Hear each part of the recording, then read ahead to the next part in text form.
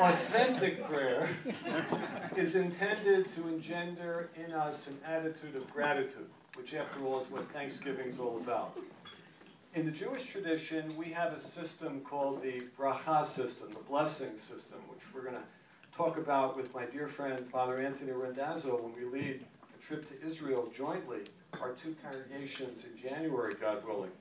And this system includes 3 times a day, it includes prayers of gratitude to God, plus prayers of gratitude to God every time you eat food, every time you encounter a beautiful sight in nature, every time you meet a special person, you visit a special site.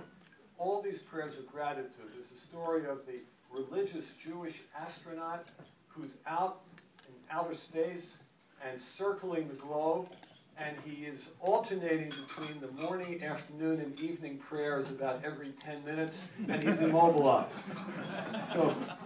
But the concept of living with an attitude of gratitude often is best emphasized or reminded to us when our blessings that we take for granted, unfortunately, are removed. Only so evident in the parable of the farmer who comes to the sage and starts to complain about how crowded is his dwelling.